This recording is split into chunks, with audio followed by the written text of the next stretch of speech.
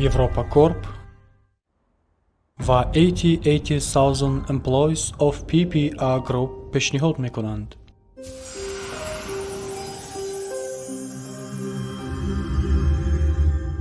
خانه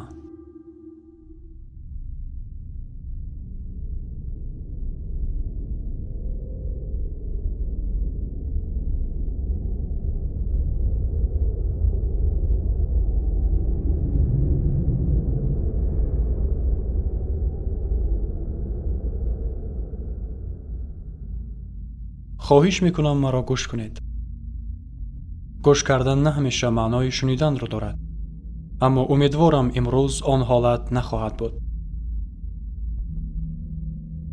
گوش کنید. حیات مثل یک معجزه است و قریب 4 میلیارد سال پیش در کائنات بیکنار به وجود آمده است. ما انسان‌ها در زمین تنها 200,000 سال است که زندگی داریم.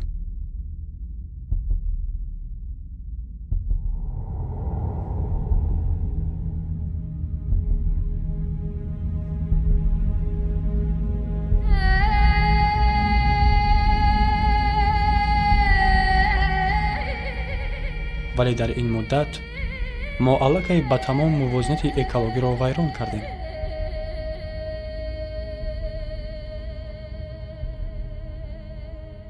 به موجودیت آن حیات در روی زمین غیر امکان است.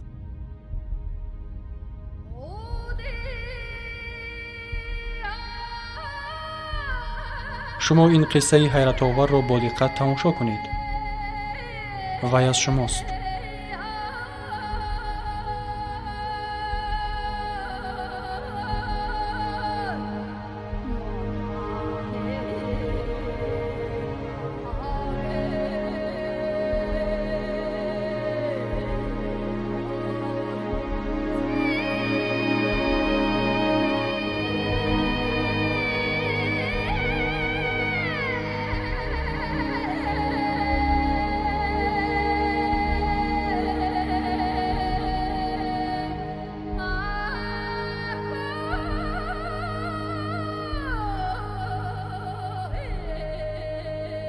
ана мо чӣ гуна ба вуҷуд омадаем? Дар аввал сайёраамон мисли як курраи тира буд. онро абрҳои аз чангу ғубор ба вуҷуд омада пӯшонида буданд, дақиқан мисли ҳар як зуҳуроти нахуст пайдошуда дар коинот. ва дар ин сайёраи ба тозагӣ арзи вуҷуд карда мӯъҷизаи ҳаёт пайдо шуд. имрӯзҳо ҳаёти мо яке аз ҷузъҳои бешумори занҷираи ҳастист که در مدت 4 میلیارد سال جای خود را در زمین منتظم عوض می کند.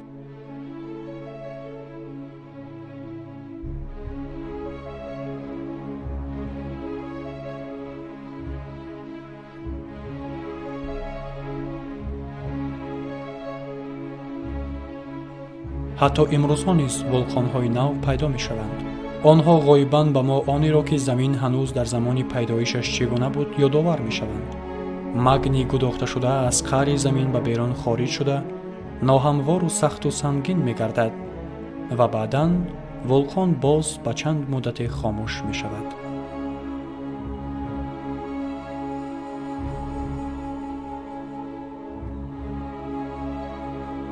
ин чангҳои ҳалқамонанди аз қаъри замин бархоста аввалин қисмати ногусастании атмосфераи сайёра буданд. атмосфераи аз оксиген маҳрум. атмосфераи зичи иборат аз буғи об ва миқдори зиёди гази карбон мисли андаруни деги ҷӯшон.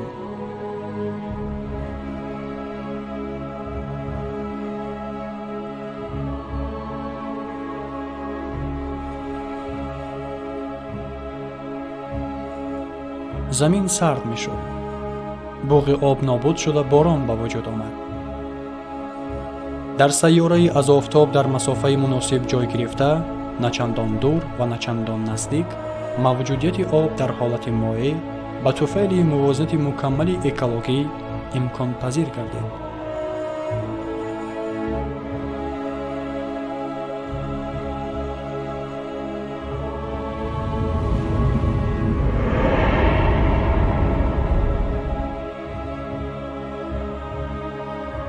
об дарёҳоро мисоли рагҳои хунгард дар тани инсон ба вуҷуд овард.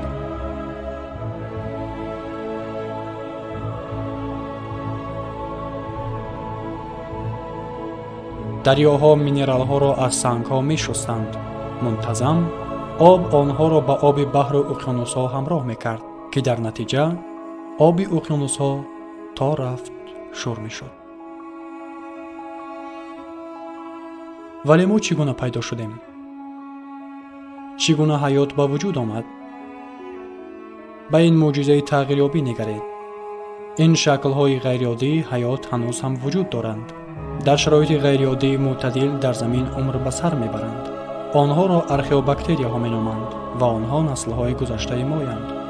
ғайр аз санобактерияҳо ва обсабзҳо ҳамааш дар қаъри замин дар мавқеи гарм ҷой гирифтаанд.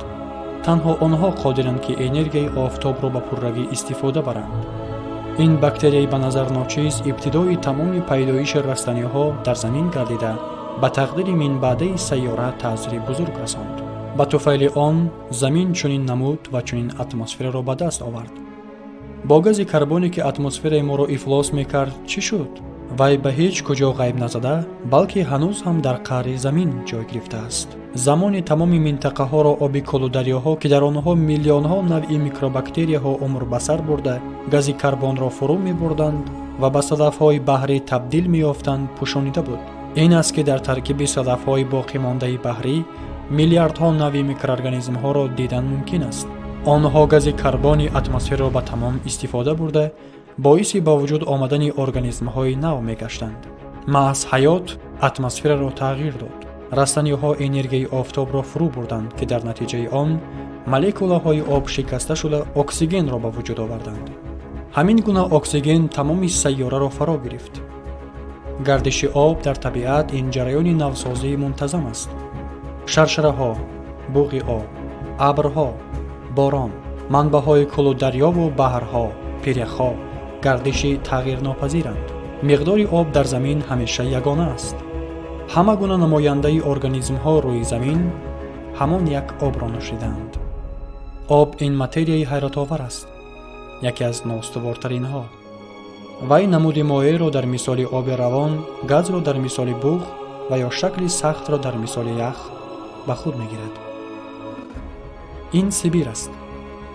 зимистони ин ҷо дурудароз мебошад. оби кулударёҳо бо ях пӯшонида мешавад ва метавон дар ин ҳолат ҳаракати обро зери яхи ғафси булурин мушоҳида кард. намуди сахту сабуки об, ях, ба об ғарқ намешавад. вай қабати муҳофизаткунандаро болои кулударёҳо ба вуҷуд меорад, ки ҳамоно дар зераш ҳаёт идома меёбад.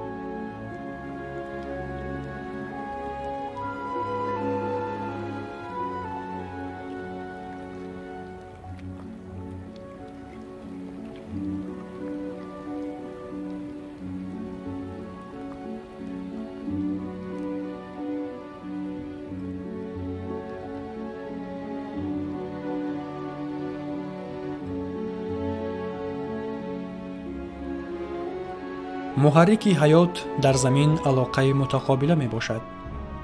ҳама чиз бо ҳам пайвасти ногусастанӣ доранд. ҳеҷ як чиз танҳо ба худ вобаста нест ва ё худ мустақилияти том надорад. обу ҳаво бо ҳам пайванди ногусастанӣ доранд. вобастагии асосии ҳама чиз аст. чӣ мавҷудоти зиндаю ғайризинда ва чӣ органикию ғайриорганикӣ.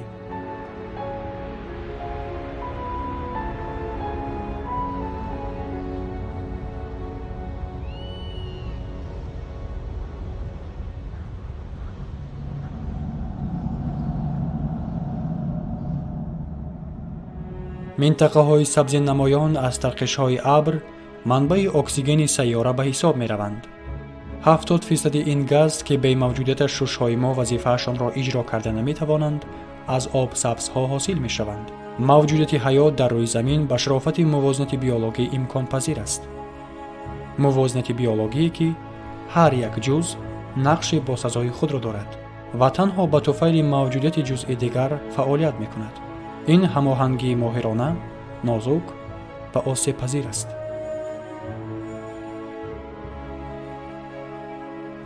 инҳо марҷонҳои баҳриянд. آنها در نتیجه پیوستن آبسبزها و صدفهای بحری به وجود می آیند. این گونه منطقه ها کمتر از 1% اقیانوس جهانی را در بر می گیرند. خیلی نوچیز، انیقترش هیچ چیز، ولی محض آنها مکان زندگی و منبع خوراک هزارها نوع ماهی‌های و ارگانیسم‌های آبی میباشند. موازنه اکولوژی دلخواه اقیانوس از آنها وابسته است. در نهایت زندگی امروزه ما نیز. حتی درازترین عمر انسانی قریب 650,000 ساعت را در بر میگیرد. اما عمر زمین باشد میلیاردها سال ارزیابی می شود. یعنی زیاده از 4 میلیارد سال لازم آمد که در سیاره ما درختان پیدا شوند. در زنجیره حیاتی رستنی ها درختان پیوند اساسی ترینند. موجودات مکملی زنده. درختان تحت قوه عمومی جهانی جاذبه قرار ندارند. این یگانه موجودات زنده طبیعی است که همیشه به بالا قد می کشد. آنها مدام با صبر به طرف آفتاب که برگهایشان را به طفیل فتوسنتز سبز نگاه می دارد قد می کشند. از سیانوباکتریاهای خردترین آنها قابلیت پررأی استفاده روشنایی انرژی آفتاب را به میراث گرفتند. درختان انرژی را نگاه داشته استفاده می برند و نهایت آن را به چوب و برگ تبدیل می دهند که بعداً پوسیده به آب خاک و سبزه و مینرال ها آمیخته می شوند.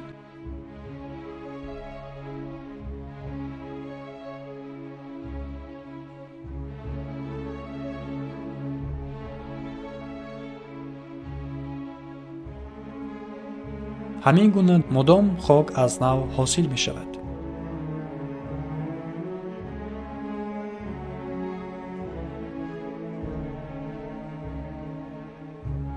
خاک از میکروارگانیسم هایی که فعالیت قطع ناپذیر دارند بایست.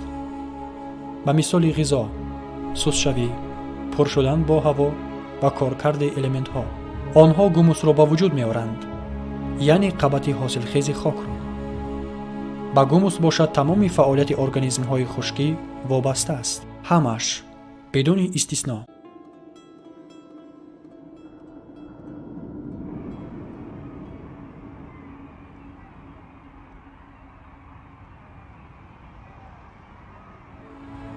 ما درباره حیات چی می‌دانیم؟ چقدر نمود بیولوژی حیات زنده برایمان معلوم است؟ 10,000 یا شاید 100,000. و باز ما درباره علاقه بین آنها چی می‌دانیم؟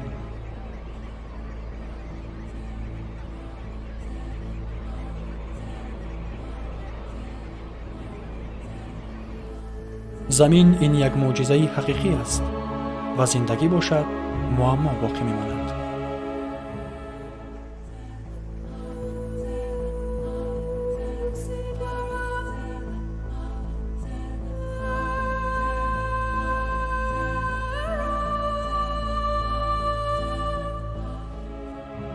اساساً عائله حیوان‌ها را رسم و آیین‌های معینی که توسط نسل به میراث ماندند تشکیل می‌دهند.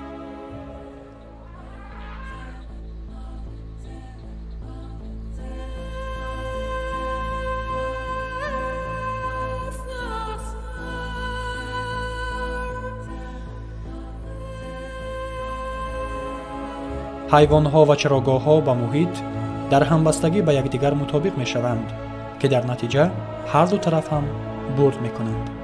حیوان‌ها اشتهای خود را با خوردن سبزه و برگ‌ها آرام می‌نمایند و زمین و درختان باشند در نوبت خود باز برای سبزش نوبتی آماده می‌شوند.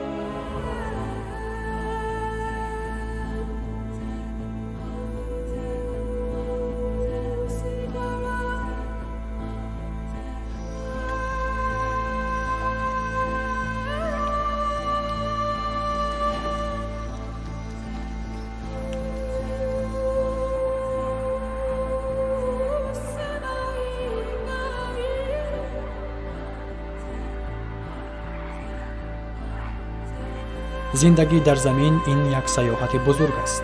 سرگذشت حیرت انگیزی است که در آن هر یک نمود بیولوژی وظیفه و مقام معینی خود را دارد. هیچ گونه موجودات نالازم و یا خطرناک ارزی هستی ندارد. همه برابر و پرکننده یکدیگرند. هر یک ارگانیسم از روی وظیفه یگانه خود عمل می‌نماید.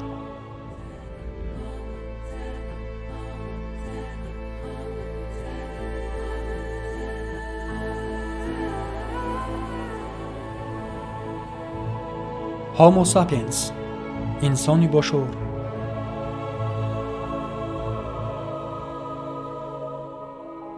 ما از میراثی که زمین در طول تاریخ 4 میلیارد ساله خویش برای ما احتیاطکارانه نگاه داشته است فایده به دست میاریم.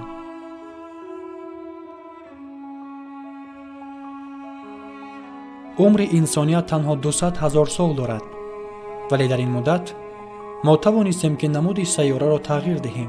با ظرفیت خود نگاه نکرده ما توانستیم که به تمام شکل‌های موجودیت ارگانیسم‌ها وارد شده منطقه‌های بزرگ را غصب نماییم.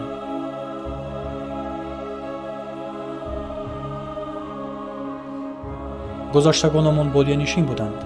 آنها در جستجوی مکانی آفتابی همیشه سیر می‌کردند. آن جایی را که غذا بود اقامت اختیار می‌نمودند.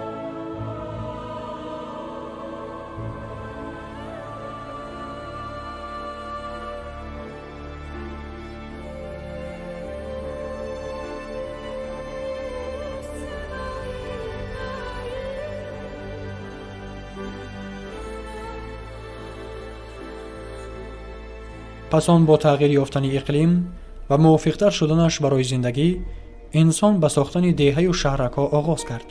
آدمان دیگر چون پیشتر از شکار که منبع اساسی روزگذرانیشان بود وابسته نبودند.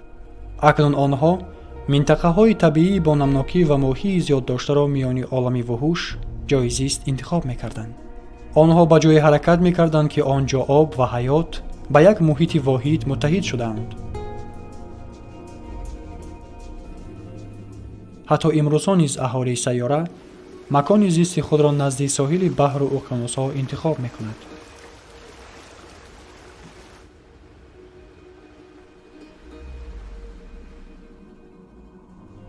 در سیاره هر یک نفر چهارم زندگی مانند به حیات 6,000 سال پیشتر داشته انسانیت را از سر می‌گذراند و شماره این گونه انسان‌ها قریب 1.5 میلیارد را تشکیل می‌دهد. زیادتر از اهالی همه کشورهای پیشرفته.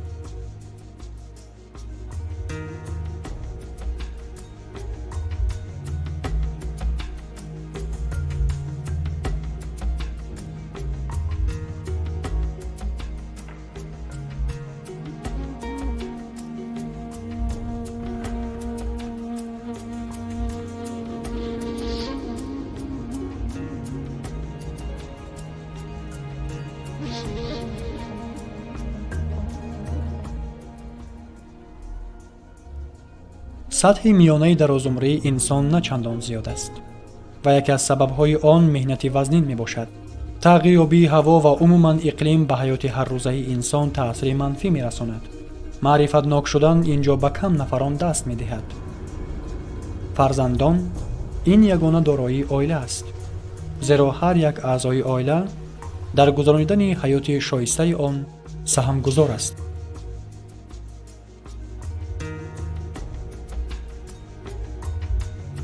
با شعوری انسان تنها در یک وقت حس کرده می شد، زمانی که او خود را نزد طبیعت بزرگ ضعیف می دانست.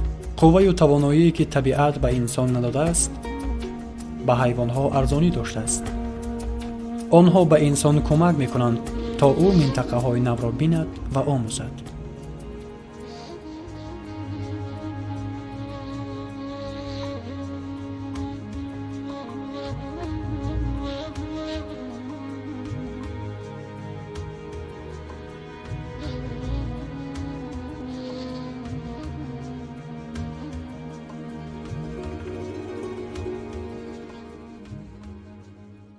اما آیا می توان جهان را با شکم گرسنه تسخیر کرد؟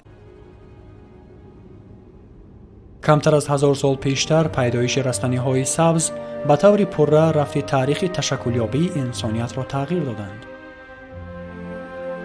заминдорӣ ва кори деҳқонӣ аввалин инқилоби бузурги мо шуд.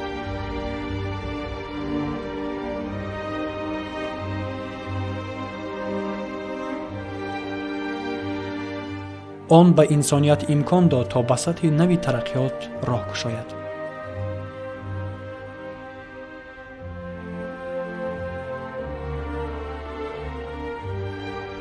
анъанаи шикор, ки дар муддати ҳазорсолаҳо инсон асосан рӯзгори худро аз он ҳисоб пеш мебурд, кӯҳна шуд. ғалладона акнун маводи асосии ғизоӣ маҳсуб меёфт.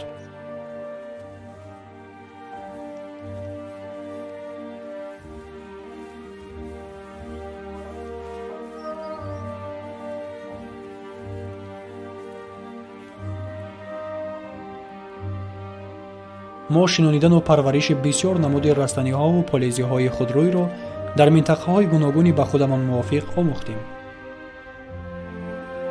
мо аз дигар намуди организмҳои биологӣ дар замин буда ҳеҷ фарқе надорем. вазифаи асосии ҳаррӯзаи мо худро хӯрондан аст. вақте ки хок ба таври кофӣ ҳосилхез нест ва манбаъҳои обӣ хушк мешаванд, мо барои шинонидану парвариши маҳсулоти ғизоӣ ба корҳои ҳайратовар қодирем. инсоният ҳамеша бо садоқат, бо саброна заминро коркард менамуд, ҳамон тавре ки онро сайёраамон мехост. боз ва боз, такрор ба такрор инсон амалҳои ғайриоддиро барои парвариши маҳсулоти хӯрокааш интихоб мекард. заминдорӣ ҳоло низ яке аз машғулиятҳои паҳншудатарин аст. нисфи аҳолии сайёра ба деҳқониву боғдорӣ машғуланд, бахусус ба таври дастӣ. деҳқонӣ гӯё анъанаест ки давоми ҳазорсолаҳо аз насл ба насл интиқол меёбад, дар ҳоле ки коркарди хок барои инсоният гарави ҳаёт аст.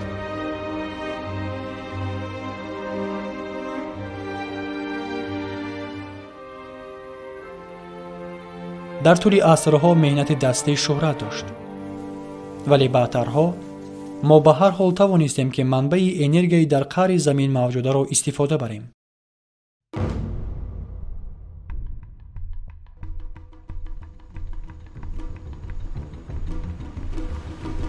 дар мавриди худ сарватҳои табиӣ низ бо дарахтон равобити зич доранд. давоми бештар аз 100 миллион сол пеш растаниҳою дарахтон энергияи офтобро фурӯ бурданд, ки дар натиҷаи он ангишсанг, газ ва нафт ба вуҷуд омад. дуруст аст ки нафтро хуни замин меноманд. истифодаи ин манбаи энергияи офтоб ба инсоният имкон дод то аз сатҳи меҳнати вазнини заминдорӣ ба сатҳи шоистаи зиндагӣ гузарад. кашфи нафт дар таърихи башарият давраи нави тараққиётро ба вуҷуд овард. маҳз ба туфайли омӯхтани истифодаи нафт мо аз ҳудуди вақти суст ҳаракаткунанда баромадем. маҳз ба туфайли омӯхтани истифодаи нафт бисёриҳоямон ба сатҳи шоистаи зиндагӣ гузаштанд. дар муддати 50 мо тавонистем намуди сайёраро чунон тағйир диҳем ки то ба ҳол ҳеҷ як қабилаи организмҳо ба он дастёб нагардида буд.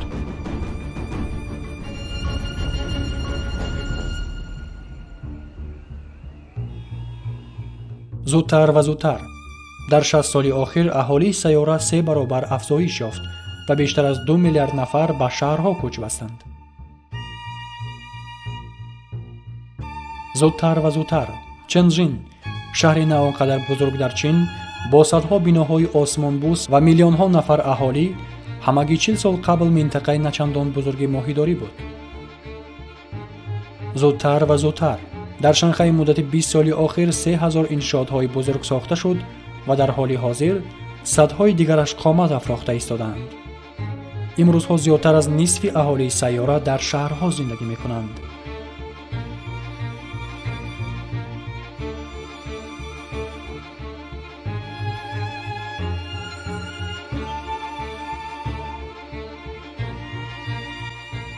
нью йорк, нахустин нимҷазираи бузург, рамзи инсонияти аз тамоми сарватҳои замин истифода баранда, қувваи кории миллионҳо муҳоҷир, нерӯи ангишсанг, қудрати беинтиҳои нафт, пайдоиши қувваи барқ имконияти ба вуҷудоии лифтҳоро фароҳам сохт, ки дар баробари худ сохтмони иншоотҳои бузургро имконпазир гардонид.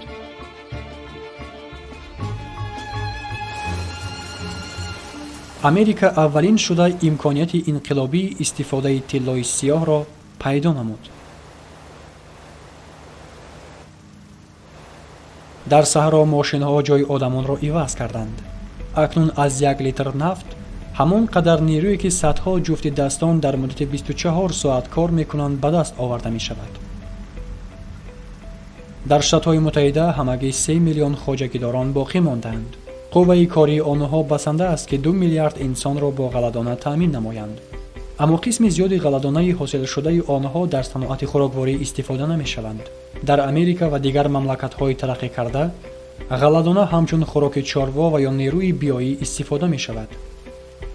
истифодаи канданиҳои фоиданок ба хушкшавии заминҳои обӣ боис гардид, ки ба хоҷагидорон тӯли солҳои зиёд мушкилӣ пеш меовард. барои васеъ намудани имкониятҳои фоидаовари хоҷагӣ тамоми манбаъҳои обӣ истифода бурда мешаванд, ки тақрибан 70% оби истифода мебурдаи тамоми аҳолии заминро ташкил медиҳад. шумо дар ёд доред ки дар табиат ҳама чиз бо ҳам алоқаманд аст. васеъшавии майдонҳои корам ва рушди фарҳанги заминдорӣ ба пайдошавии растанӣ ва ҳашаротҳои зараррасон боис гардид. пеститсидҳо боз як инқилоби дигари кимиёвӣ имкон дод ки онҳоро нобуд созем. ҳамин гуна ҳосил надодани заминҳои корам ва гуруснагии сартосарӣ дар гузашта монд. акнун суоле ба миён меомад ки чӣ гуна тухмиҳои растаниҳои намуди навро шинонд ва парвариш намуд. аммо маҳлули кимиёвии пеститсид ба фазо паҳн шуд. бо хок, растаниҳо, ҳайвонҳо, обикулу дарё ва уқёнусҳо омехта гашт. онҳо ҳатто ба умқи ҳуҷайраҳо роҳ ёфтанд ва як ҷузъи ҷудонопазири ҳуҷайраҳои тамоми мавҷудоти зинда гаштанд.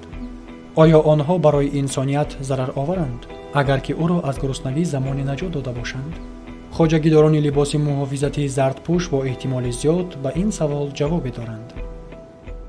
баътарҳо маводҳои кимиёвии ғизоӣ барои ҳосилнокии хок пайдо шуданд. боз як дастоварди нафтокимиёвии дигар. истифодаи онҳо дар майдонҳои камҳосил ва беҳосил натиҷаҳои ғайриоддӣ ба бор овард. фарҳанги хоҷагидорӣ ба ҳама гуна минтақаҳо ва шароит мутобиқ намудани растаниҳоро имкон дод. акнун замин ҳосили нисбатан беҳтар ва барои интиқол ба роҳҳои дур тобовар медод. бо ин тарз дар садсолаи охир намуди растаниҳои дар муддати ҳазорсолаҳо ҳосил намудаи деҳқонон ба тамом нест шуданд.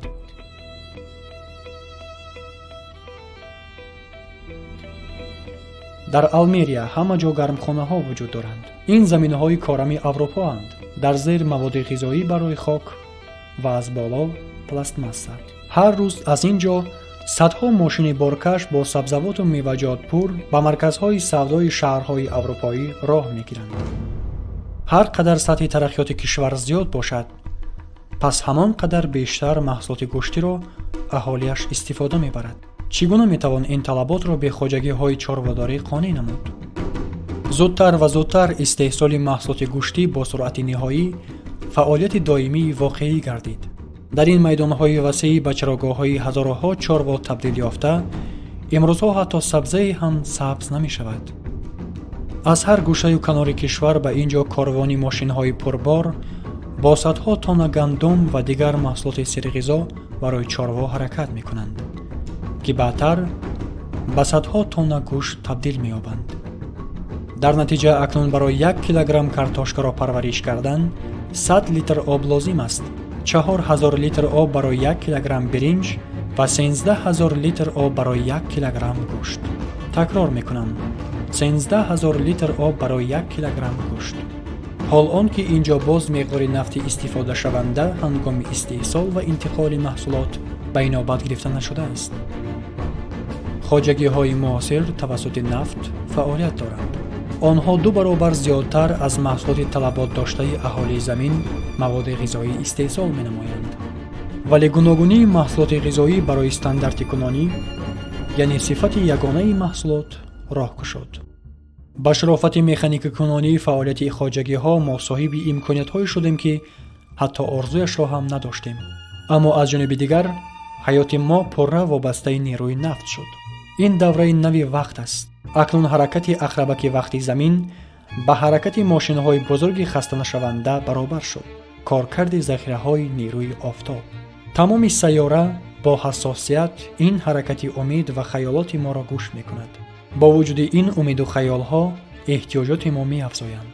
бо хоҳишҳои номатлуб ва исрофкории мо медонем ки кам шудани нафти арзон ногузир аст, аммо ба ин бовар карданро рад мекунем. мо инро ҳатто донистан ҳам намехоҳем. охир чаро мо дигарбора дар бораи бадиҳо фикр кунем? барои бисёриҳоямон шаҳри овозадори лос анҷелес орзуи зиндагии шоиста аст, аммо дар ин шаҳр шумораи автомобилҳо бо шумораи аҳолӣ баробар мебошад. ин ҷо ҳар шаб манзараҳои ҳайратоваре барпо мешаванд, ки шояд ҳамааш ба шарофати маҳз нерӯ бошад. рӯзҳо ба мисоли шаби тира мешаванд, ки шаҳрро ба осмони пурситора табдил медиҳанд.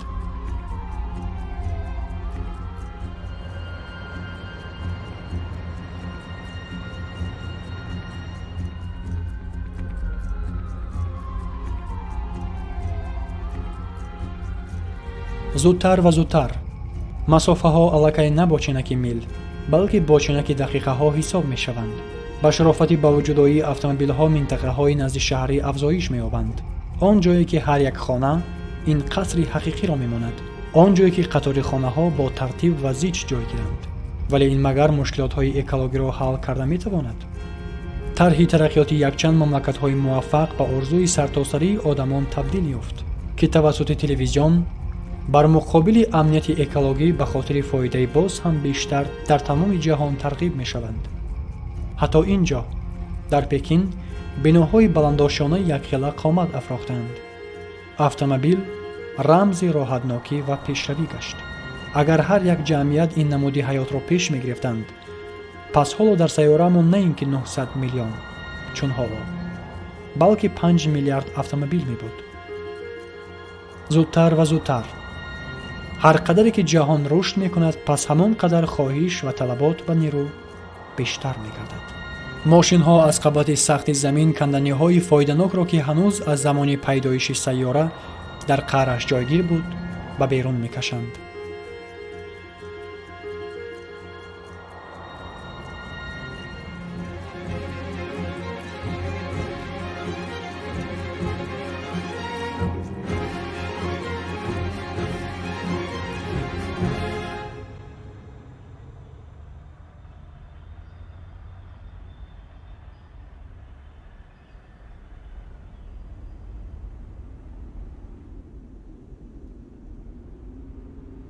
аз 80% бойгариҳои табиии истихроҷшуда 20%-ашро бевосита инсон бо қудратмандии том истифода мебарад. ҳатто то охири ин аср аз худкунии бешӯронаи сарватҳои табиӣ ба он оварда мерасонад, ки тамоми бойгариҳо нобуд шаванд.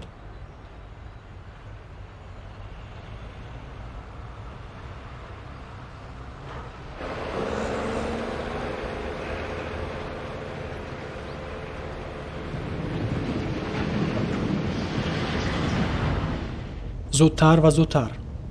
корхонаҳои истихроҷи нафт ҳарчи бештар миқдори зиёди сӯзишвориро коркард менамоянд, то талаботи ҷаҳонӣ ба нафтро қонеъ созанд. қисми зиёди молҳои ниёзи мардум бояд ҳазорҳо километр роҳро аз кишварҳои содиркунанда ба кишварҳои воридкунанда тай намоянд. сар карда аз соли 1950 меъёри тиҷорат ва савдои ҷаҳон 20 баробар зиёд шуд.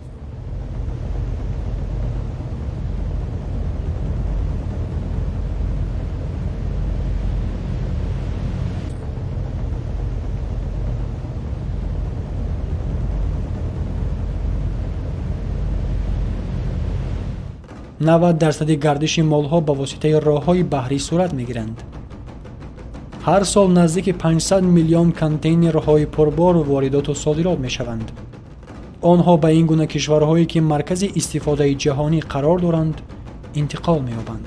ба мисоли дубай ба баландтарин қуллаи рушди шарқиёна расидагӣ намуд. ин маконест ки ғайриимконҳо имконпазир мегарданд. ин ҷо дар миёни об ҷазираҳои сонъӣ ба вуҷуд меоянд. дубай асосан аз ҳисоби истихроҷи нафт бо маром пеш меравад ва бо ин гуна маблағҳои калони ба даст омада ба осонӣ метавон тамоми маҳсулоти сохтмонӣ ва қувваи кориро аз тамоми гӯшаю канори дунё ҷамъ овард, то бузургтарин манораҳоро дар ҷаҳон бунёд намуд. дар Дубай хоҷагидориву деҳқонӣ вуҷуд надорад, аммо ин кишвар метавонад маводи хӯрокаро аз дигар мамлакатҳо ворид намояд. дар Дубай ҳамчунин оби ошомиданӣ нест, вале он метавонад маблағи зиёдеро барои коркарди оби баҳр сарф намояд. дар Дубай офтоб тамоми сол дурахшон ва сӯзон аст, вале ҳеҷ як нав нерӯгоҳҳои барқии офтобӣ вуҷуд надоранд. ин кишвари навтарини мудом рушдёбандаест, ки ҳамеша ҳамагонро ба ҳайрат меорад. Дубай гӯё манораи дурахшонест, ки маблағҳои тамоми ҷаҳонро ба худ ҷалб мекунад. ҳеҷ кишваре дар дунё мисли Дубай нест, ки ин қадар аз табиат ҷудо бошад. ҳарчанд ягон шаҳри ҷаҳон ин қадар аз табиат вобаста нест. мо ҳамин гуна нафаҳмидем, ки бойгариҳои табиии сайёраро нобуд месозем. қаъри уқёнусҳо ҳамону муаммо боқӣ мемонанд. он ҷо даҳҳо ҳазор намудҳои биологӣ умр ба сар мебаранд, ки ҳанӯз мо аз мавҷудияти баъзеашон ҳатто хабар надорем.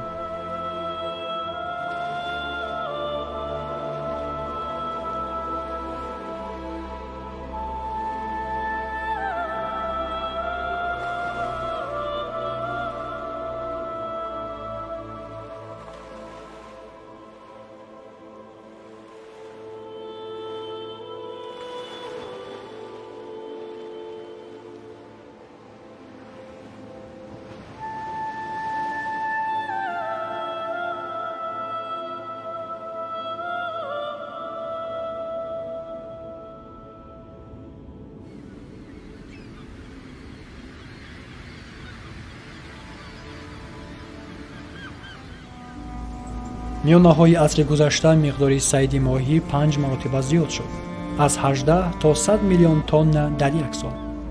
садҳо киштиҳои моҳидор уқёнусҳоро холӣ аз организмҳои биологӣ мекунанд. аз 4/3 ҳиссаи минтақаҳои сермоҳӣ нобуд карда шуданд ва ё дар ҳоли нобудшавӣ қарор доранд. миқдори зиёди моҳиҳои бузургҷусса тамоман аз байн рафтанд, чаро ки сайди мунтазам ба онҳо имкон надод, ки аз худ насл гузоранд.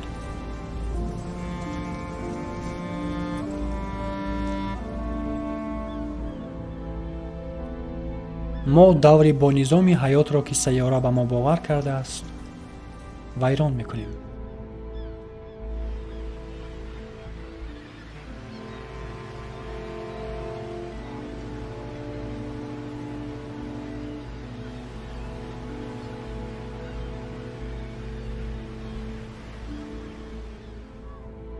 бо рушди бомароми замони муосир ва тағйирёбии тарзи рӯзгузаронӣ, тамоми навъи таҳаввулоти моҳиҳо зери хатар монданд, зеро ки моҳӣ маводи асосии ғизоӣ барои ҳар як нафари панҷуми сайёра ба ҳисоб меравад.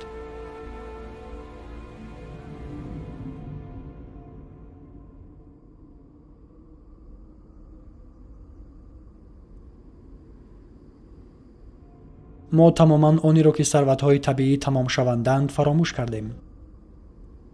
500 миллион нафар дар биёбонҳо зиндагӣ доранд, зиёдтар аз тамоми аҳолии Аврупо.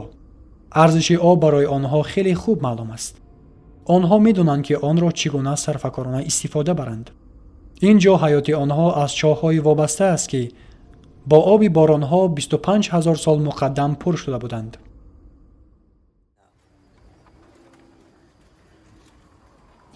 ҳамчунин ин об барои шинонидану парвариши маводи ниёзи аввали мардум дар биёбон зарур аст.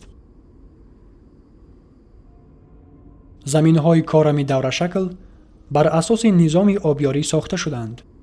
ин низом ба ҷойгиршавии лӯлаи обёрӣ атрофи меҳвари марказӣ асос ёфтааст.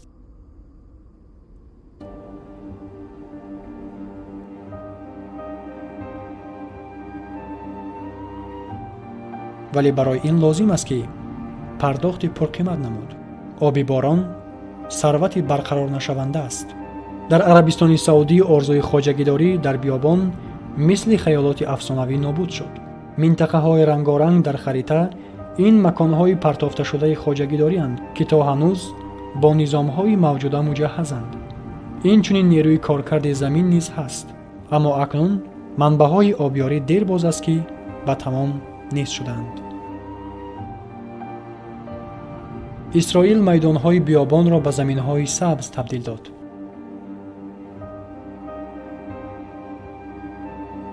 ҳатто нигоҳ накарда ба оне ки дар ин ҷо дар гармхонаҳо обёрии қатрагӣ гузаронида мешавад, талабот ба об ба мисли талабот ба содирот зиёд мегардад.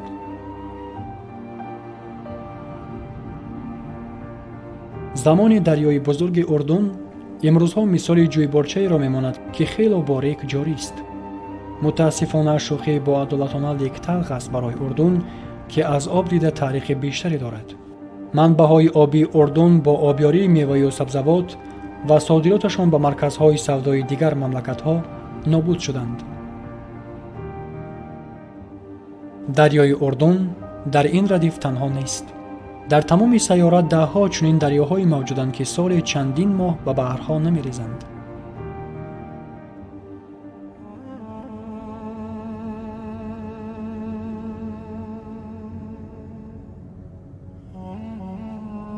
сатҳи оби баҳри мурда ки инак аз яке аз манбаъҳои обиаш дарёи урдун маҳрум мондааст, ҳамасола ба миқдори 1 метр паст мешавад.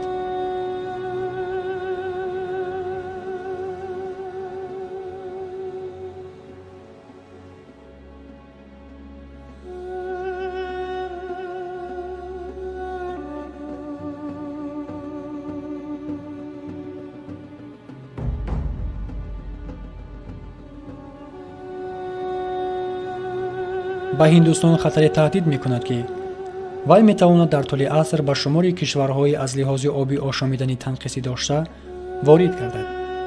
обёрии бузург бале тавонист ки аҳолиро ба афзоишро бо ғизо таъмин кунад. дар давоми 50 соли охир зиёда аз 21 миллион чоҳ канда шуд, вале дар бисёр минтақаҳои кишвар барои оби ошомиданиро ба даст овардан зарур аст ки ҳар қадар зиёдтару зиёдтар заминро суроғ кард. дар натиҷа дар ҳиндустони ғарбӣ 30% чоҳҳо корношоям гардиданд. манбаъҳои обӣ дар қаъри замин мавҷуд буда хушк шуданд.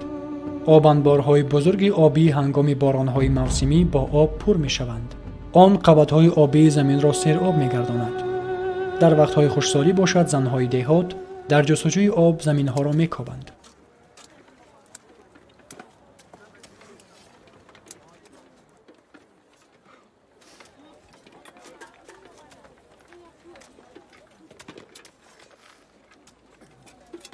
ҳазорҳо километр дур аз ин ҷо 800 литр обро танҳо як инсон давоми як шабонарӯз истифода мебарад.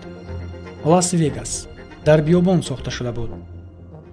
дар ин шаҳр миллионҳо нафар зиндагӣ мекунанд ва боз даҳҳо ҳазор нафари дигар ба ин ҷо ҳар моҳ муқим мешаванд.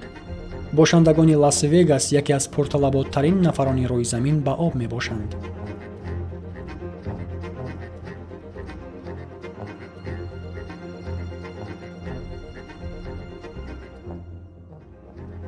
Palm Springs боз як шаҳри дигари бо табиати тропикӣ ва майдонҳои васеъи дар биёбон воқеъ будааст. чӣ қадар тӯлонӣ ин фиреби назари афсонавӣ моро ба ғафлат меандозад. замин дигар тавони талаботҳои моро қонеъ сохтанро надорад. дарёи Колорадо обтаминкунандаи ин шаҳрҳо яке аз он дарёҳоест ки дигари имкони бо оби дигар баҳру уқёнусҳо ҳамроҳ шуданро надорад. сатҳи об ин ҷо ба зудӣ паст мефарояд.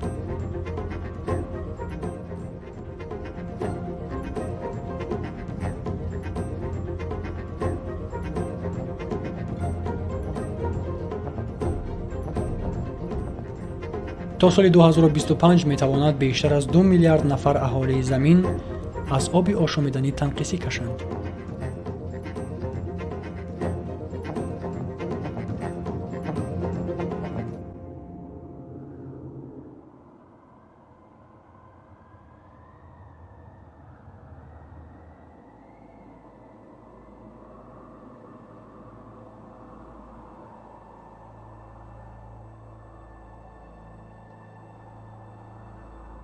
майдонҳои васеъи бутлоқзор 6% тамоми сатҳи сайёраро ташкил медиҳанд. зери оби ороми онҳо як корхонаи мукаммал мавҷуд аст. که رستنی‌های و میکروارگانیسم‌ها آب را پاکیزه می‌کنند و همه گونه افلاسی‌ها را بی‌ضرر می‌گردانند. این گونه منطقه‌های بطلاق‌زار در تازه و برقرارسازی آب نقش بزرگ دارند. آنها امثال اسفنج‌هایی را می‌مانند که مقدار آب زیاد را هنگام باران‌های پی در پی جبیده، پس آن زمان خشکسالی آن را به طبیعت برمی‌گردانند.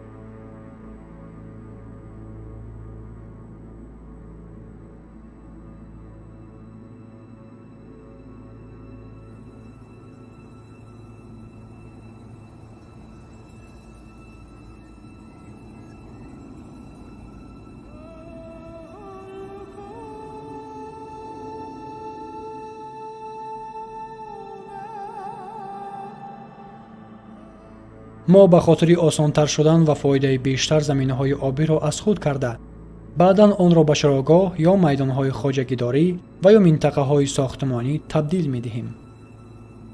در دوام عصر گذشته نصف بطلاق‌زارهای جهان خشک شدند. ما درباره اهمیت بزرگ و نقش آنها هیچ تأثیراتی نداریم.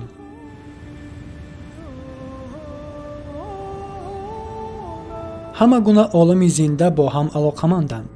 آب، هوا، خاک، درختان، معجزه طبیعت نزد چشمانمان دامن گسترده است.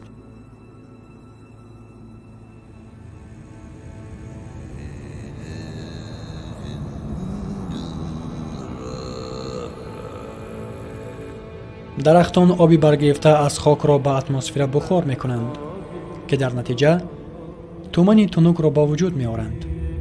با شرافت چنین گردش در جنگلزارها هنوز هم مقدار نمی هوای معتدل برای حیات ضروری نگاه داشته می شود. جنگلزارها گاز کربن را فرو می برند. در جنگلزارها آن نسبت به اتمسفر زمین بیشتر وجود دارد. درختان یکی از جزءهای مهمترین نظام اقلیمی سیاره به حساب می روند که حیات ما و شما از آنها وابسته است.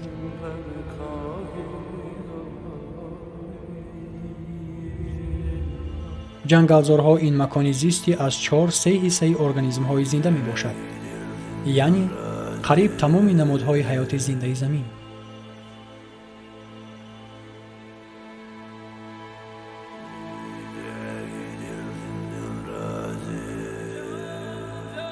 درختان اینچنین برایمان چون واسطه طبابت از بیماری‌ها خدمت می‌کنند. ماده‌های جدا می‌کرده آنها به جسم انسان فایده آور است. حجره‌های ما با رستنی‌ها با یک زبان گفتگو می‌کنند. ما پیش از همه یک ارگانیسم تام و مرکبیم.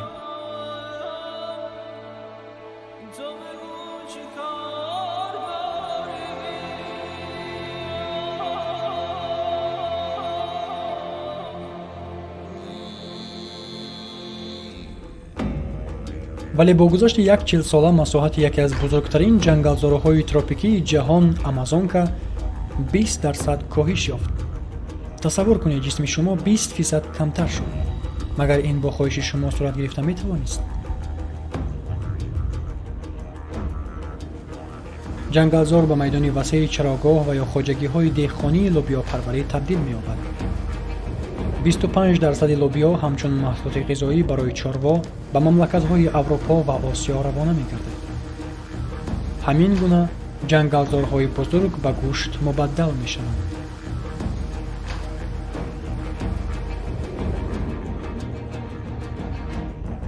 همگی 20 سال مقدم میدان‌های فراخ برنیو را درختزارهای بزرگ اشغال کرده بودند.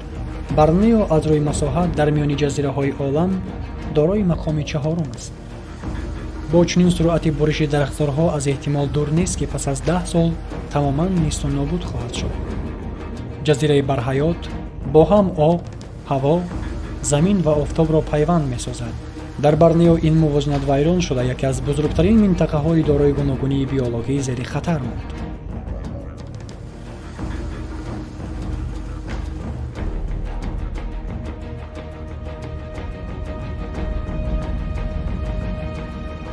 این فاجعه با قرار سازمان دادن کارخانه‌های صنعتی استحصال روغن خرما در جنگلزار برنیو به وجود آمد. یکی از محصولات سرطلب و با ارزش در جهان. روغن خرما نه تنها اهالی را به افزایش و به مواد غذایی تامین می‌کند، اینچنین آن برای استحصال محصولات کسمتولوژی و شستشویی به کار می‌رود. غیر از این، ҳарчи бештару бештар барои истеҳсоли навъҳои сӯзишворӣ низ гуногунии биологии мавҷуда дар Борнеоро равғани хурмо иваз кард. барои сокинони таҳҷоӣ коркарди он маънии ҷойи кори иловагиро дорад. боз як мисоли буриши сартосарии ҷангалзорҳо ин дарахтони ҳамешасабзи эвкалипт аст. эвкалипт барои истеҳсоли селюлоза лозим аст. майдонҳои васеи ин гуна дарахторҳои сарсабз бо оне ки дар 10 солаи охир талабот ба коғаз 5 баробар зиёд гашт, коҳиш ёфтааст, дар ҳоле ки дар ҷои як дарахти буридашудаи эвкалипт дигар дарахт намесабзад. зери ин нав дарахтон расаниҳо низ намероянд, зеро баргҳои онҳо моддаи заҳролуд барои расаниҳои дигар хориҷ мекунанд. дарахтони эвкалипт зуд сабз мешаванд, аммо бо ҳамон зудӣ манбаъҳои обиро нобуд месозанд. майдонҳои парвариши лӯбиё, равғани хурмо, эвкалипт ғасби дарахторҳо ба фоҷиаи экологӣ оварда мерасонад. аммо ҳамаи инҳо танҳо бо назардошти манфиати иқтисодӣ асоснок карда шуданд. вале боз ҷои дигар буридани дарахтон охирин умеди зинда мондан аст. ҳаёти қариб 2 миллиард нафар ки ин наздики аз 4/1 ҳиссаи аҳолии замин аст, аз сӯзишвории чӯб вобаста мебошад. дар Гаити, яке аз минтақаҳои қашшоқ, сӯзишвории чӯб яке аз маҳсулоти асосии серталаботтарин аст. замони баҳри Кариб, марвориди ҷазираҳои Гаити, аз ин пас бе ёрмандии дигар мамлакатҳо аҳолии худро бо маҳсулоти ғизоӣ таъмин карда наметавонад. аслан аллакай натавониста истодааст. дар теппаҳои Гаити танҳо 2% ҷангалзорҳо боқӣ монданд. низшавии ҷангалзор бошад ба рушди эрозияи хок боис гардид. оби борон хоки теппаҳоро бо нишебиҳо ба поён ба баҳр шуста мебарад. хоки боқимонда бошад барои коркарду парвариш нокифоя аст.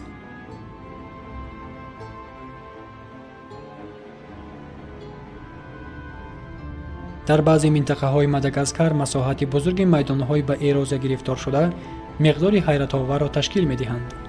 теппаҳои хурду бузург ба миқдори садҳо метр чуқур шуда ғорҳои бузургро ба вуҷуд оварданд. хоки ноустувор ва беҳосил материяи зиндаро ба нестӣ бурдааст. дар натиҷа қабати тунуки гумус ки муддати ҳазорсолаҳо ташаккул ёфтааст, нобуд мегардад.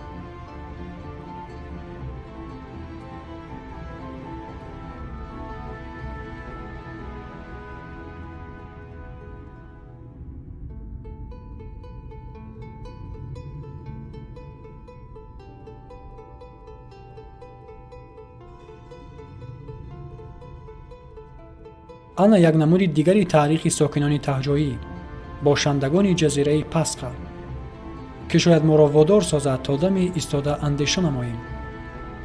дар ҷазираи аз ҳама равандҳои замони муосир ҷудо шуда дар ҷаҳон зиндагӣ карда, сокинони таҳҷоии ин минтақа тамоми сарватҳои табииро то ҳадди охири нобудшавӣ истифода бурданд. боз як тамаддуни ҳаёти зинда ба нестӣ рафт. дар ин ҷазираҳо дарахтони аз ҳама баланди хурмо дар ҷаҳон қад мекашанд. онҳо нобуд шуданд. сокинони таҳҷоӣ онҳоро буриданд то ҳамчун маводи сӯзишворӣ ва сохтмонӣ истифода баранд. пас аз ин масоҳати эрозияи хок ҳарчи зудтару зудтар фароғ гашт. таҳҷоиҳо дигар имкони моҳидориро надоштанд, зеро дигар барои сохтани заврақҳо захираи чӯб намонда буд. ба ин нигоҳ накарда сокинони таҳҷоӣ яке аз бузургтарин ҷомеаи минтақаи назди соҳилии уқёнуси Оромро ташкил доданд. хоҷагидорони пешқадам, муҷассамасозон, баҳрнавардони аҷиб. онҳо асри мушкилотҳои ивази ҷои зист ва нобудшавии сарватҳои табиӣ гаштанд. дар айни замон асрори асосии ҷазираи Пасха на дар он аст ки чӣ гуна ин пайкараҳо дар он ҷо пайдо шудаанд, балки дар он аст ки чаро сокинони таҳҷоӣ мушкилотҳои пешомадаро дар вақташ ҳал нанамуданд.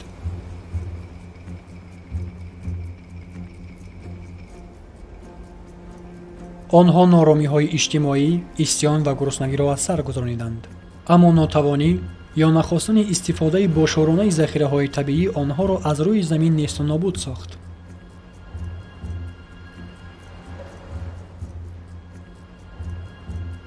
ин танҳо яке аз назарияҳои бисёрест, лек дар замони мо он маънои махсус мегирад.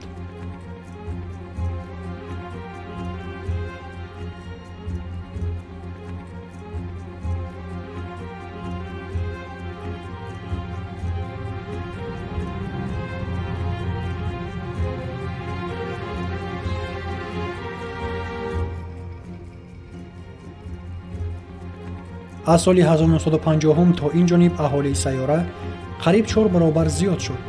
аз соли 1950 сар карда мо намуди заминро чунон ба таври ҳайратовар иваз намудем, ки дар таърихи 200 000 соли гузашта ин гуна онро дигаргун насохта будем. Нигерия бузургтарин киштавари истихроҷкунандаи нафт дар Африқо, ҳарчанд 70% аҳолияш камбағалона умр ба сар мебаранд. ин гуна манзара дар дигар мамлакатҳои ҷаҳон низ ба мушоҳида мерасад. нисфи аҳолии камбағалона зиндагӣ мекардаи дунё дар кишварҳои аз ҷиҳати сароватҳои табиӣ бой иқомат доранд. мо бояд иқрор шавем, ки роҳи пешгирифтаи мо барои рушд амалишавии ҳадафҳои гузошташудаамонро таъмин накард. дар тӯли 50 сол фарқият миёни табақаи бой ва камбағал ниҳоят дараҷа беш гардид. имрӯзҳо нисфи дороии сайёра дар ихтиёри 2% аҳолӣ вогузор шудааст.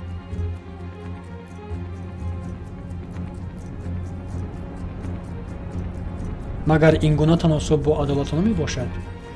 муҳоҷират ин натиҷаи нобаробарии иҷтимоист, ки мо то имрӯз миқёси онро пурра дарк накардаем. дар соли 1960 аҳолии шаҳри Лагос 700 000 нафарро ташкил медод. то соли 2025 бошад ин миқдор то 16 миллион нафар зиёд хоҳад шуд. Лагос яке аз минтақаҳои босуръат рушдёбандаи ҷаҳон мебошад. дар шумори нафароне ки дар Лагос маскун мешаванд, бештарашонро хоҷагидорон ташкил медиҳанд, ки бо сабаби иқтисодӣ ё демографӣ ва ё нобудшавии сарватҳои табиӣ маҷбур шуданд то заминҳои худро тарк созанд. ин навъи навтарини шаҳрнишинист, ки на ба хотири пешравӣ, балки зинда мондан асос меёбад. ба мисоли замонҳои қадим акнун дар қабилаҳо зиндагӣ кардан осонтар гаштааст. ҳар ҳафта бештар аз миллионҳо нафар шаҳрҳои ҷаҳонро бо аҳолӣ пур мекунанд. айни ҳол ҳар як нафари шашум дар шароити хатарноку нохуб барои саломатӣ зиндагӣ дорад. дар минтақаҳои сираҳолӣ ва дар ҳоле ки ба ашёҳо ва ё маводҳои зарурии ҳаррӯза дастразӣ надоранд, ба монанди оби ошомиданӣ ва қувваи барқ.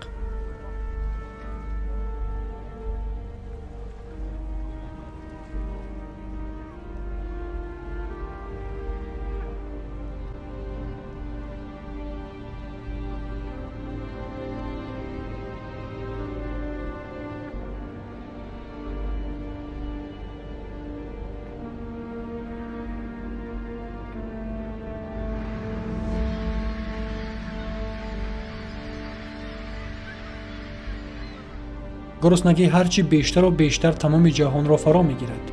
аз гуруснагӣ зиёда аз 1 миллиард нафари сайёра азият мекашанд.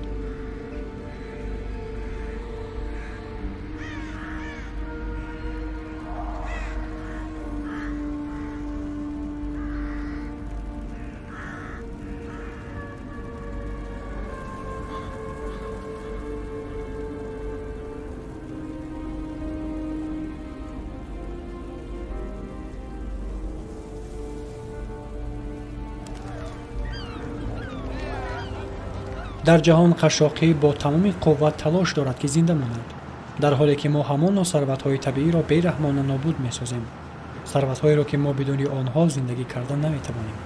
талаботи мо ҳарчи бештару бештар меафзояд ва мо минтақаҳоеро ки дастнорасанду зисту зиндагонӣ онҷо мушкил аст, бо сарфи нерӯи бузург барои ҳаёти бароҳатамон мувофиқ мегардонем. мо чунин навъи тараққиётамонро дигар намекунем. магар нафт тамом шуда метавонад? мо ҳамеша метавонем ки онро аз таркиби регзораҳои Канада ба вуҷуд орем.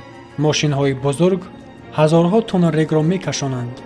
дар ҷараёни гармкунӣ ва ҷудокунии битум аз рег миллионҳо метри мукааб об истифода бурда мешавад. сарфи нерӯ бошад сарҳад надорад ва муҳити атроф бошад бо суръати фалокатбор ифлос мегардад.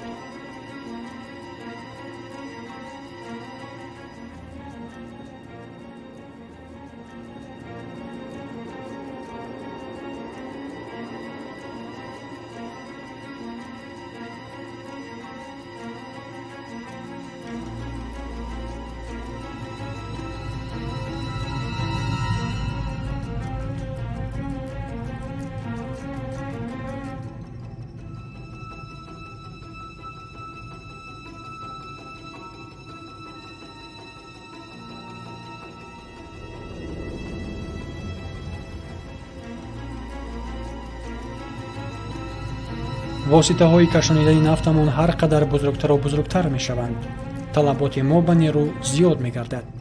мо талош дорем ки талаботҳои ҷаҳони муосирро қонеъ созем, аммо ин амсоли печи бетагро мемонад ки ҳар чӣ зиёдтару зиёдтар сӯзишворӣ мехоҳад. аждаҳои бузург ки мудом бо қурбониҳои навбанав ҳам қонеъ намегардад.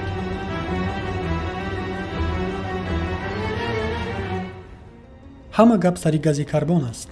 пас аз якчанд даҳсола гази карбоне ки атмосфераи моро ба гармхонаи сӯзон табдил додаву муддати миллионҳо сол аз тарафи табиат фурӯ бурда мешуд, то ҳаёти зиндаи мо идома ёбад, ба тамом ба берун хориҷ хоҳад шуд. атмосфера гарму сӯзон мешавад. ҳамагӣ якчанд сол қабл ин падида ҳайратовар ва имконнопазир дониста мешуд. нақлиёт, корхонаҳои саноатӣ, буриши ҷангалзорҳо, хоҷагидорӣ дар натиҷаи фаъолияти мо ба атмосфера миқдори зиёди гази карбон хориҷ мегардад. инро нафаҳмида, ҳуҷайра ба ҳуҷайра мо низоми ҳастии заминро вайрон кардем.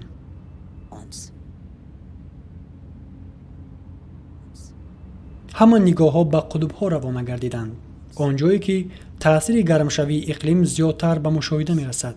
ин босуръат рух медиҳад, хеле босуръат. гармшавии иқлим роҳи баҳрии шимолу ғарбиро кушода намуд, пайвасткунандаи амрико, аврупо ва осиё.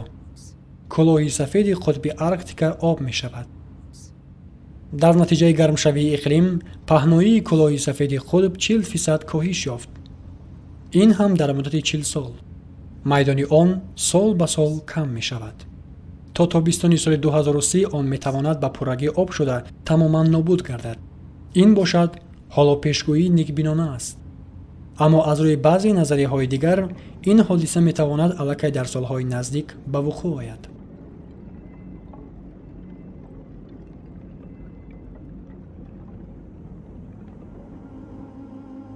нурҳои офтобро ки пештар қабати муҳофизати ях инъикос мекард, ҳоло рост ба об ворид шуда онро аз дохил гармтару гармтар мекунад. ҷараёни гармшавӣ суръат меёбад.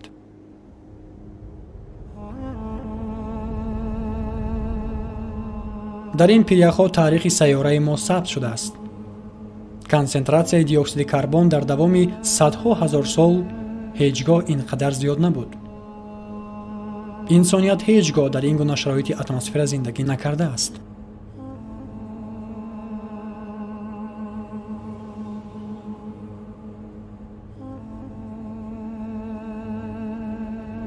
истифодаи барзиёди сарватҳои табиӣ оё метавонад ба ҳаёти ҳар як нави организмҳои зинда таҳдид кунад? ҷавоб бале. тағйирёбии иқлим бошад, ин равандро танҳо боз ҳам хатарноктар мекунад.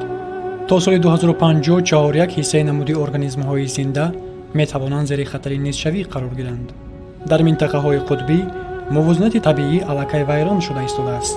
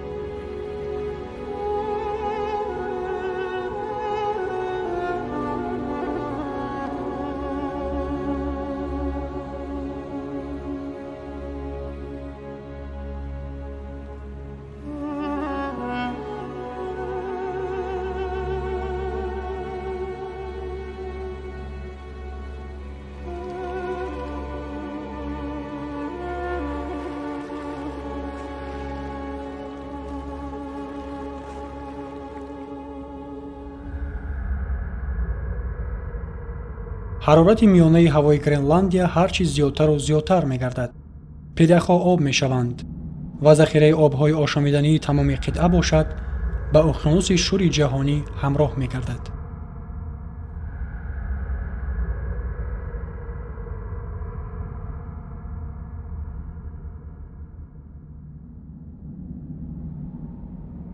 پیریخ‌های گرینلندیا 25% آبی آشامیدنی تمام سیاره را تشکیل می‌دهند. اگر آنها آب شوند، سطح آب بحرها به مقدار 7 متر بلند خواهد شد.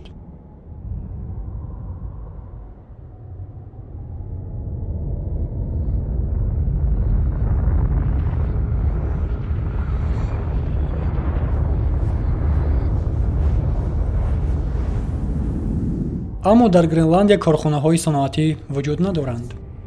پیریخ‌های گرینلندیا از حساب گازهای گلخانه‌ای پرتافته شده کارخانه‌های صنعتی تمام جهان آب می‌شوند. نظام اکولوژی سیاره سرحد ندارد. هر کجایی که ما نباشیم، پس نتیجه فعالیت ما به همه گوشه و کنار دنیا تأثیر می‌رساند. اتمسفر سیاره این یک جزء اتم است. این میراث دسترسی همه‌مان است.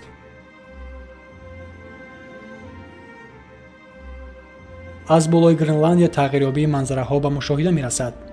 کل‌ها به وجود می‌آیند. خبط محافظتی یخ با چنین سرعت آب می‌شود که حتی اصلا عالمان پسیمیست‌ترین هم آن را 10 سال قبل پیشگویی نکرده بودند.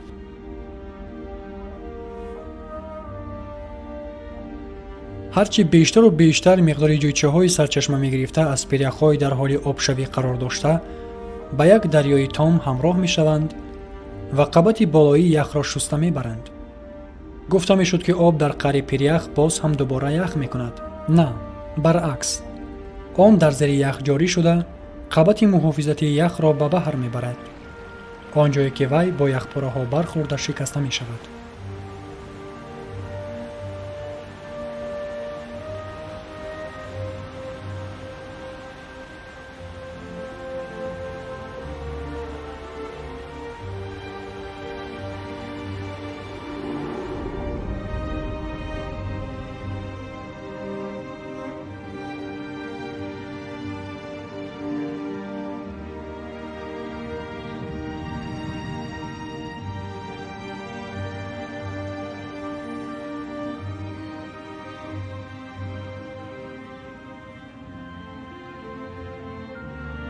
با سببی که ذخیره آب‌های آشامیدنی گرینلندیا به اقیانوس‌های شور همراه می‌گردند، پس کشورهایی که در منطقه‌های غیر خشکی جایگیرند بیشک زیر خطر خواهند ماند.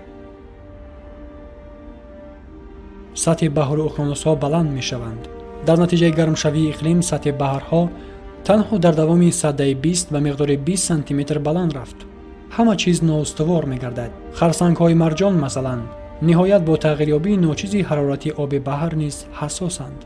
30% خرسنگ‌های مرجان الکی نابود شدند. حال آنکه آنها در زنجیره نظامی هستی با هم علاقمند نقش بزرگ دارند.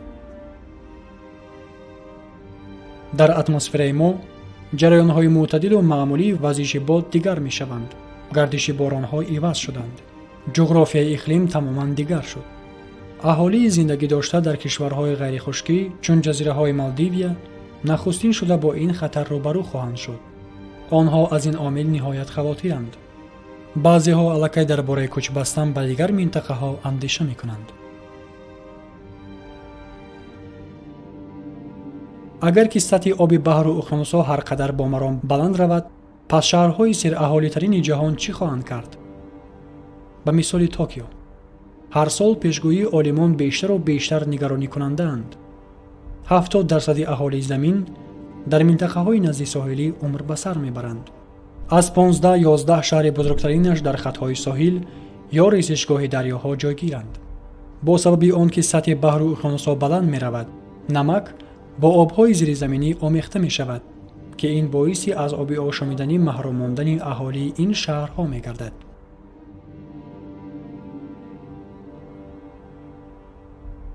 مهاجرت اهالی ناگزیر است.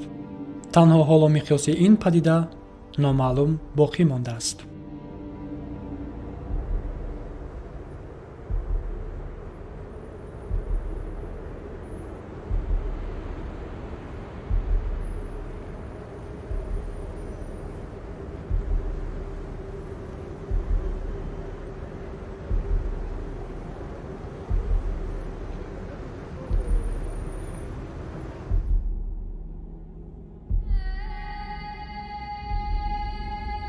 дар Африқо кӯҳи Килиманҷаро то ба ҳадди шинохтанашаванда дигаргуна шуд.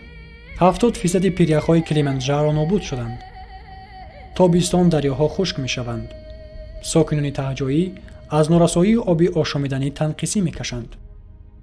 ҳатто дар баландтарин қаторкӯҳҳои дунё дар дили ҳимолой пиряхҳои ҷовидона ба обшавӣ шурӯъ мекунанд. лекин ин пиряхҳо дар гардиши об дар табиат нақши бузург мебозанд. дар мавсими боронгарӣ онҳо обро дар намуди ях нигоҳ дошта, тобистон бошад дар ҳолати обшавии барфу пиряхҳо онро ба табиат бармегардонанд.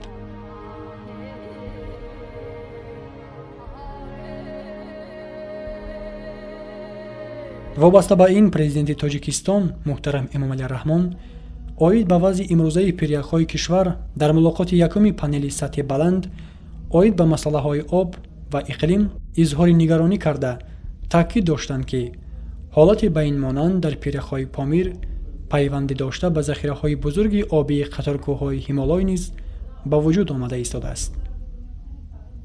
обшавии бузургтарин пиряхи воқеъ дар хушкӣ, пиряхи Фетченко дар ин минтақа, ки зиёда аз 75 километр дарозӣ дорад, намунаи возеҳи ин гуфтаҳо мебошад.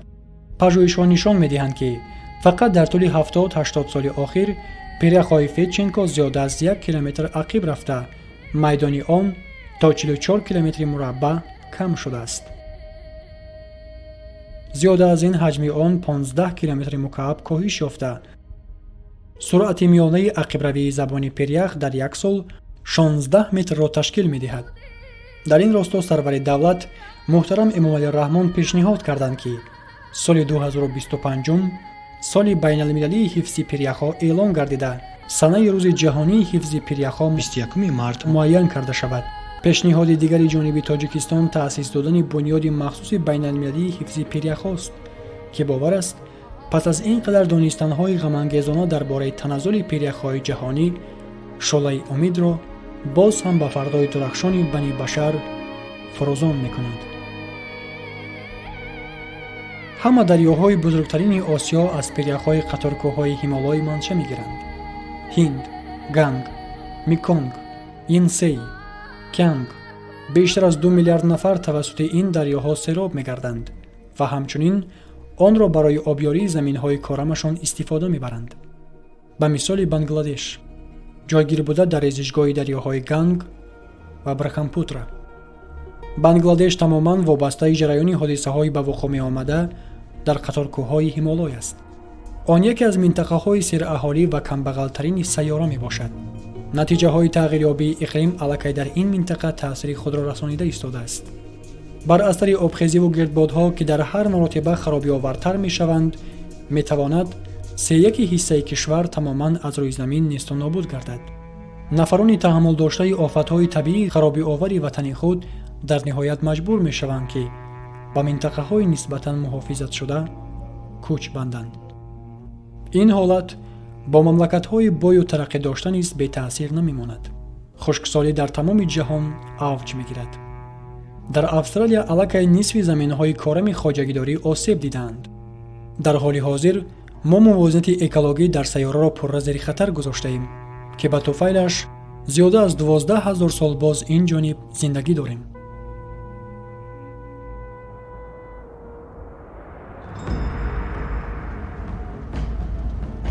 ҳарчи зиёдтару зудтар сӯхтори ҷангалзорҳо ба шаҳрҳои бузург паҳн мешавад. дар ин баробар онҳо гармшавии иқлимро дучанд мегардонанд. дар ҷараёни сӯзиш дуоксиди карбон ҳосил мешавад. дар низоми идоракунии иқлими мо зарари мудҳиш расонда шуд. вай дигар ин низомро ба танзим дароварда наметавонад. моддаҳое ки низоми ягона дар онҳо асоснок шуда буд, вайрон шуданд. нахуд ки сайёраамон худро ба сӯзондан оғоз кардааст.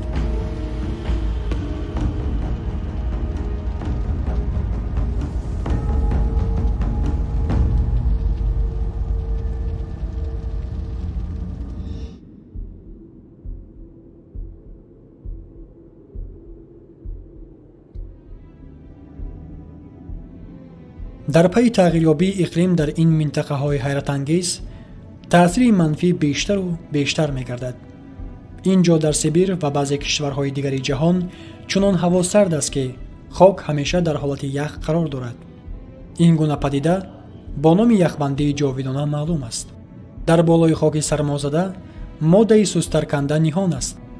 متان، گاز گلخانه‌ای 20 مرتبه زیادتر از گاز دی اکسید کربن خطرناکتر می باشد.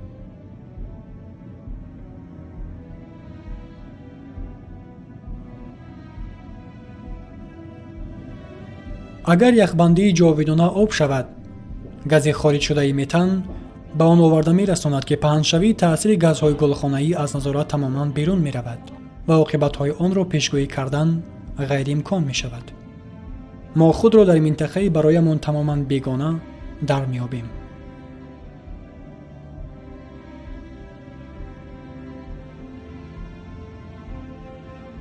برای انسانیت نه زیاد از 10 سال برای پیشگیری فلاکت اکولوژی باقی مانده است تا تبدیل یافتن زمین را به سیاره برایمان ناآشنا پیشگیری نماییم.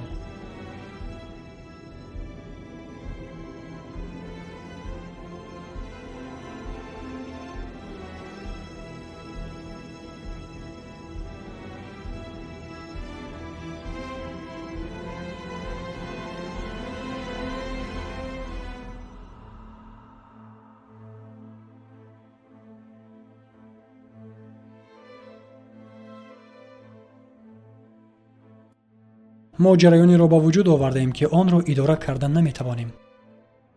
آب، هوا و شکل‌های حیات با هم سخت علاقمندند. اما وقتهای آخر ما خودمان این علاقمندی را ویران ساختیم. بیایید با چشم حقیقت می‌نگریم.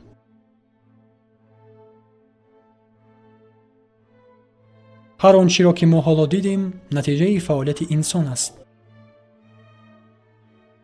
ما خودمان نمود زمین را تغییر دادیم. ولی همانا برایمان باز اندک وقت باقی است تا چیزی را تغییر دهیم. چرا ما دیده و دانسته با آن کاری که سببگار شده ایم خود را مسئول نمی حسابیم؟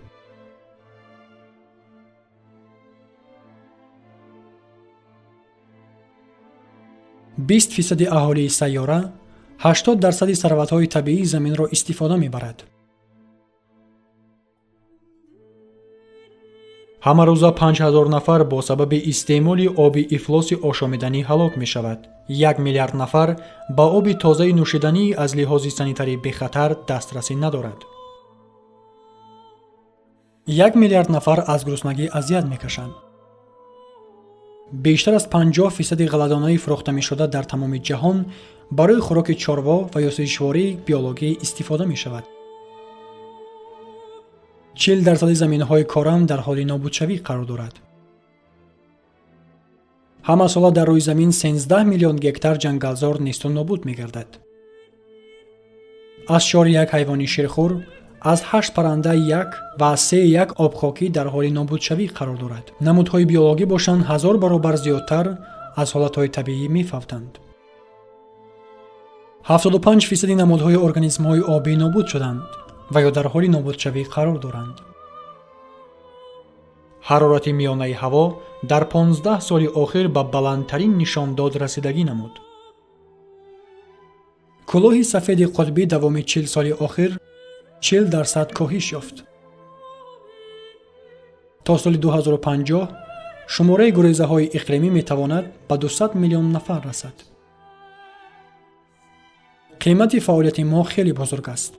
با بعضی ها لازم می آید که از برای اشتباه دیگران اذیت کشند. اینجا در بیابان خیمه های زیادی گریزگان اقلیمی دامن گستردند که امثال شهر بزرگ را می ماند. فردا باز چقدر مردان، زنان و کودکان در این طرف سنگر مسکون می شوند. مگر لازم است که برای شکست زنجیره همبستگی انسانیت دیوارها بسازیم؟ جدا و یا محافظت نمودن خوشبختی یکی از بدبختی دیگران. برای ناامیدی ها خیلی دیر است. حتی در تنهایی هم میتوان دلخواه دیوار را برباد داد. برای ناامیدی ها خیلی دیر است. در تمام جهان از 5 کودک 4 نفرش به مکتب می روند. معلومات پیدا کردن هیچگاه تا به این حد دسترس نبود. هر یک نفر سرکرده از بای تا به کمبغلترین هم می تواند سهم خویش را در پیشرفت و ثبات کشورش گذارد. لسوتو، یکی از مملکت های ثروتمندترین در جهان، از همه زیادتر به ساحه معارف مبلغ جدا می کند. قطر یکی از کشورهای پیشرفته در جهان آموزش را در بهترین دانشگاه‌ها دسترس نمود. فرهنگ، معرفت، علم و اینوواسیا ثروت‌های تمام نشونده اند. تلاش زیاده از هزارها تشکیلات‌های دولتی و غیر دولتی ثابت ساخته است که همبستگی میان انسان‌ها از خودخواهی مملکت‌ها دیده استوارتر است. در بنگلادش نقشه بزرگ عملی گردید و بانک تأسیس یافت که تنها به کمبیزاتان قرض می‌دهد. در یک 3 ساله این بانک توانست که حیات بیشتر از 150 میلیون نفر در تمام دنیا را تغییر دهد. انتارکتیدا قطعه‌ای از ثروت‌های طبیعی بوی که یگان کشور نمی‌تواند آن را مالکیت خود اعلام نماید. این ممنوعگاه طبیعی است. در اساس سازشنامه 49 دولت جهان امضا گذاشته این منطقه میراث تمام بشریت میباشد. برای ناامیدی‌ها خیلی دیر است. مملکت‌ها 2% آب‌های آشامیدنی جهان را زیر حمایه خود گرفتند. این نه چندان زیاد است، اما این 2 برابر زیادتر از آن است که 10 سال پیشتر بود. اولین ممنوعگاه طبیعی قریب عصر پیشتر تأسیس یافته بود. آنها 13% مساحت تمام قطعه‌های عالم را تشکیل می‌دهند. این مکان‌هایی که فعالیت انسان بر مقابل حفظ طبیعت، نمود ارگانیسم‌ها، خاک و ریلیف نگرانیده نشده است. این همبستگی زیست و سالمانه انسان با طبیعت می‌تواند شکل قاعده و قانون را گیرد و در نهایت یک جزء جداگانه‌ناپذیر حیات همه‌روزه انسانیت گردد. باشندگان نیویورک فهمیدند که طبیعت برای آنها چه منفعت دارد. اکنون جنگلزار و کلها اهالی شهر را با آب آشامیدنی تامین می‌کند. در کره جنوبی جنگلزارها هنگام جنگ نابود کرده شده بودند. با توفیل برنامه‌های ملی برقرارسازی میدان‌های درختزار، اینک جنگل‌ها 65% مساحت کشور را در بر می‌گیرند. در تاجیکستان برای به شهر سبز تبدیل دادن شهر دوشنبه اقدام گرفته شد. کوستاریکا با این صرف مبلغ‌ها در ساحه حربی و حفظ زمین‌های و طبیعتش قرار قبول کرد. در مملکت دیگر ارتش وجود ندارد. حکومتداران لایق دانستند که مبلغ‌های بودجتی را زیادتر برای بلند برداشتن آموزش علم، سیاحت اکولوژی و حفظ جنگلزارها صرف کنند. گابون یکی از استحصال کنندگان پیشقدم چوب در جهان، اما اینجا قسمت پرتابی چوب به اصطلاح اپلکا هم استحصال می‌گردد. از هر 1 هکتار جنگلزار تنها 1 درخت بریده می‌شود. جنگلزار یکی از ثروت‌های اساسی پیشبرنده اقتصادیات کشور است، ولی در نتیجه چنین مناسبت با بریدن درختان جنگلزار امکان برقرارسازی خود را پیدا می‌کند. برنامه‌های وجود دارند که تنظیم نظام یگانگی و استواری جنگلزارها را تامین می‌کند. این گونه برنامه‌ها می‌باید از روی ترتیب معینی حتمی عملی گردند. هم استعمال کننده و هم استحصال کنندگان از مناسبت با عدالتانه شکل گرفته برد خواهند کرد. وقتی سودا به منفعت طرفین اساس می‌یابد، وقتی هم خریدار و هم فروشنده فایده به دست می‌آورند، آنگاه هر یک از طرف‌ها می‌تواند به پیشروی نائل گردد و زندگی شایسته داشته باشد. لیک آیا می‌تواند میان آدمانی که آلات مهنتشان دستشان است و آدمانی که با یاری کمبین‌ها آن حاصل را می‌غندارند درباره عدالت و برابری سخنی رود؟ بیایید استعمال کنندگان مسئول و صادق باشیم. اندیشه کنیم که ما چی را می‌خریم. برای ناامیدی‌ها خیلی دیر است. هنوز هم خواجگی‌های غیر صنعتی موجودند که می‌توانند تمام سیاره را با محصولات خوراکی تامین کنند. هنوز هم ماهیداران باز هستند که با کارشان خیلی احتیاطکارانه مناسبت می‌نمایند و درباره حفظ بویگری بحر و اقیانوس‌ها اندیشه می‌کنند.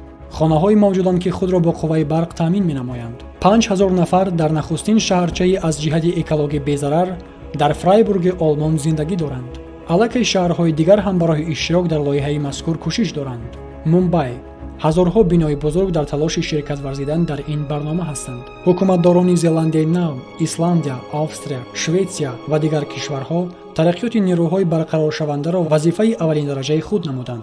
ما می‌دانیم که 80% نیروی استفاده می‌برده ما از کندنی‌های زیرزمینی برگرفته می‌شود. هر هفته تنها در خیتای 2 نیروگاه برقی با سوزش انگشت به کار درآینده ساخته می‌شود. ولی باز در دنیا با نیروگاه برقی و می‌خوریم که همچنان با انگشت فعالیت کرده گاز کربن خارج می‌شده را نه به اتمسفر بلکه به زمین خارج می‌کند. ممکن است که در آینده این راه حل مشکلات گردد. در ایسلندیا نیروگاه برقی فعالیت دارد که می‌تواند گرمی داخلی زمین را به نیروی برق تبدیل دهد. نیروگاه برقی گیوترمیکی، آن چیزی را که شما روی آب می‌بینید، نیروگاه خرد برقی است که از حساب موج آب بحر قوه برق حاصل می‌کند. نزد ساحل دنیا شماره زیادی نیروگاه‌های برقی بادی را واخوردن ممکن است که توان 20% کشور را با برق تامین کردن را دارند. شتات‌های متحده امریکا، خیتای، هندوستان، آلمان و اسپانیا بزرگترین سرمایه‌گذاران منبع‌های نیروی برقرار شونده محسوب می‌یابند. با توفیل فعالیت این کشورها аллакай бештар аз 2.5 миллион ҷойҳои навикорӣ ба вуҷуд омаданд. Магар дар сайёраамон маконе ҳаст ки шамол навазад? Дар биёбонҳо аллакай нерӯи офтобро коркард менамоянд. ҳама чиз дар замин бо ҳам алоқамандӣ мутақобил дорад ва замин бошад бо офтоб, бо манбаи аввалину асосии нерӯяш. дар як соат офтоб ба замин ҳамон қадар нерӯе медиҳад ки инсоният давоми 1 сол истифода мебарад. то он вақте ки замин вуҷуд дорад, нерӯи офтоб тамомнашаванда хоҳад буд. ҳар он чӣ ки моро лозим аст, ин хотима додани кофтани замин ва бо назари нек ба осмон нигоҳ кардан мебошад. ҳар он чӣ ки моро зарур аст, ин омӯхтани коркарди нерӯи нафт ба шумор меравад.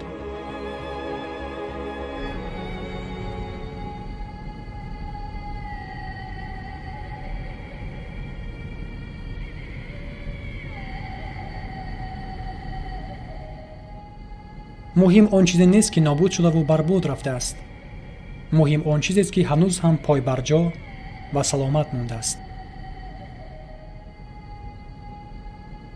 нисфи ҷангалзорҳои боқимонда, ҳазорҳо дарёву кӯлу пиряхҳо, ҳазорҳо навъи ҳайвонҳои боқимондаи биологиро ҳанӯз ҳам метавон ҳифз намуд. мо нағз медонем ки роҳи ҳалли мушкилот имрӯзҳо низ вуҷуд дорад. ҳамаи мо қодирем ки вазъро иваз намоем. охир мо чиро интизорем?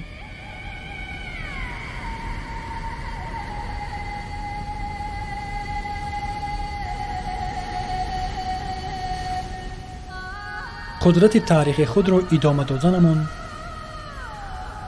аз муттаҳидист.